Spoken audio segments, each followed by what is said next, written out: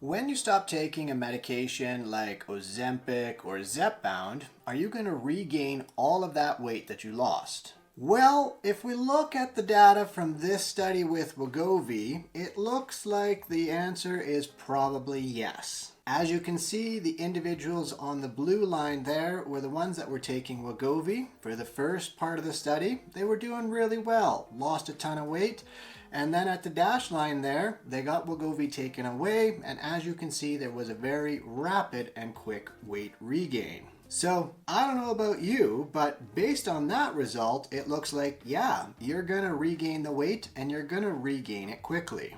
But because, well, there is always a but, when we look at some of the newer trials that some of you have sent to me and asked me to review, we maybe see a little bit of a different picture. And in fact, we've got a brand new study that was published here in January of 2024 that, well, looking at the title there, it looks pretty promising. Many patients maintain weight loss a year after stopping liraglutide and semaglutide. Now, the title itself could probably use a little work, but that's besides the point. So what the authors of this study found was that when individuals took either semaglutide, also known as Wegovy, or liraglutide, also known as Saxenda, there's a ton of names out there now, it's very confusing. But anyways, when they stopped taking those medications, they then looked at them 1 year after they had stopped, and they found that over half, in fact 56% of the individuals had actually maintained the weight that they lost, and they may have even lost more weight. On the flip side, 18% of the individuals actually regained the weight that they lost on the drug, and some of them even regained even more weight past that baseline what they originally were at. I mean, damn, Daniel! As an aside, I actually have no idea where that meme or reference really comes from. I've just had so many people use that reference to me or say it to me. I think I'm using it right, but who knows? You kind of get the point, right? Now, the data of this study does look promising, but unfortunately, it had a number of limitations, and really this study or report is kind of more closely what it would be considered, really didn't have the rigor and in-depth analysis that we usually require for a really good quality observational trial. Further, the cutoff that they used to include people in their analysis, people just had to lose an amount of at least 5 pounds to get included. So basically, someone had to just take Saxenda or Wegovy, lose 5 pounds, and then the medication was stopped, and then they were followed up 1 year later, and they just had to maintain that 5-pound weight loss or more over that period of time. So my problem here is that, well, don't get me wrong, it is challenging to maintain a weight loss of 5 pounds, but maintaining a weight loss of around 5 pounds or so is going to be much easier to do without the medication compared to the 20 to 50 pounds that individuals were losing in, say, the randomized, rigorous, randomized controlled trials with, say, Zepbound or Wegovy. So that, of course, brings up the question, well, what do we see when we look at the randomized controlled trials that are much better and higher quality studies? And hey, if you already haven't done so and you're getting some value out of my videos, don't forget to hit that subscribe button down below so you don't miss another episode. And plus, you make me feel super good inside when I see my subscriber numbers go up. But also, check out my YouTube membership page where you can sign up and join my group there where you can ask me specific questions. As well, I do members-only lives once a month where you can ask all of your specific questions and I will answer them in real time. And of course, thank you for the ongoing support. Well, fortunately for us, there was a randomized controlled trial that was also published in January of 2024 that was looking at Zepbound. This trial was called the SURMOUNT-4 trial. So what they did in the SURMOUNT-4 trial is they gathered up about 700 individuals. They all had obesity.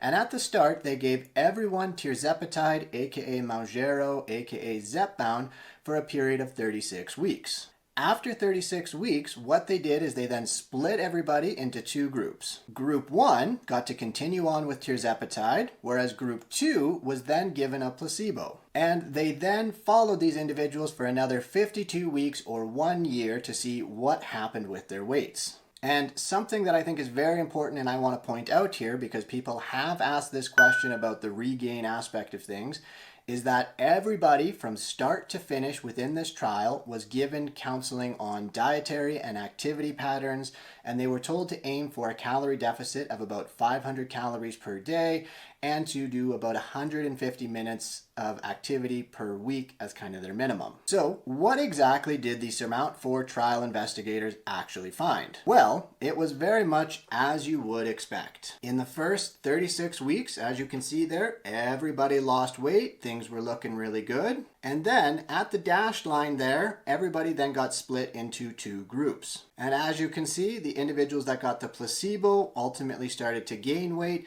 whereas the individuals that got to keep on the tirzepatide actually continued to lose more weight. And ultimately, at the end of the trial, the individuals that stayed on tirzepatide lost a total of about 26% of their baseline weight, and the people in the placebo group with the loss and then regain only lost on average 9.5% of their baseline weight. So even though they were switched, they still lost more weight and were able to keep some of that weight off after 1 year of stopping the drug. And I know if we look at these results alone, they look a little bit dismal. And again, they further reinforce that actually maybe you're going to regain that weight if you were to stop the medication. But I've got another but. So when we actually take a closer look at some of the data here, and I have another lovely little graph to show you. In this graph here, we've got the two bars. We've got the tirzepatide group in the blue, we've got the placebo group in the gray. And what this is showing is the percentage of individuals within each group that was able to maintain at least 80% of the weight that they lost in that first 36-week period, 1 year after stopping the drug.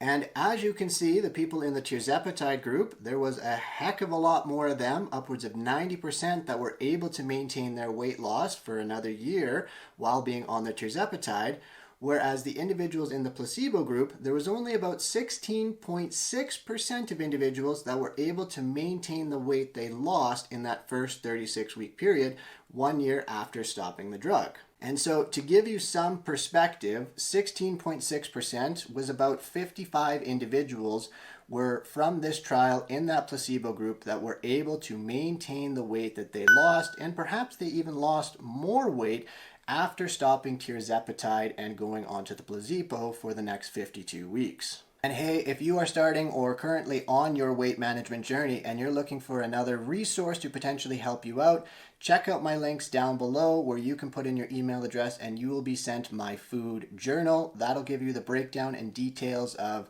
what you should be looking at when you're tracking your food, and more looking at what are your feelings before and after meals to give you a lot more insight as to what's happening on the psychological side of things, as well as the emotional, and kind of delve into some of the finer details to help you make changes long term. Again, check out the links down below in the description as well as in my first comment there. So what does this mean then?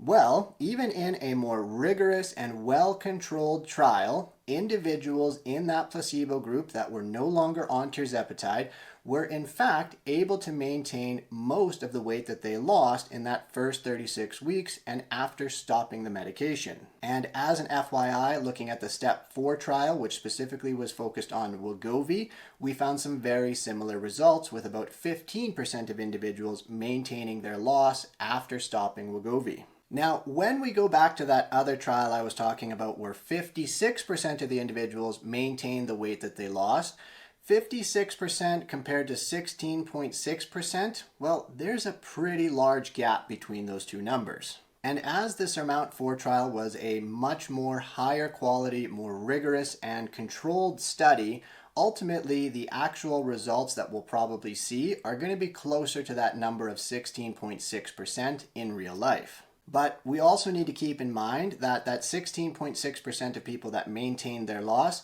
was also done in like a perfect study environment where they were getting kind of standardized follow-ups and touch points and education and stuff like that.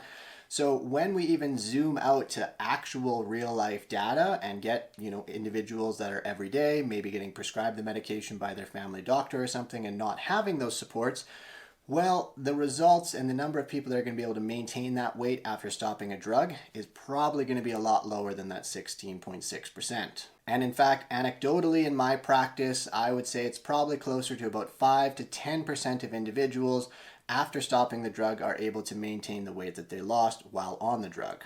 So, to bring everything back to that original question as to whether you're going to regain the weight that you lost after stopping one of these drugs, the short answer is that for a large majority of people, yes, you indeed are probably going to regain the weight back. For a very small minority of people, you might be able to maintain the weight that you lost. There's obviously going to be a huge number of different factors that are going to play into it, but ultimately maintaining that lost weight is really, well, the odds are not in your favor.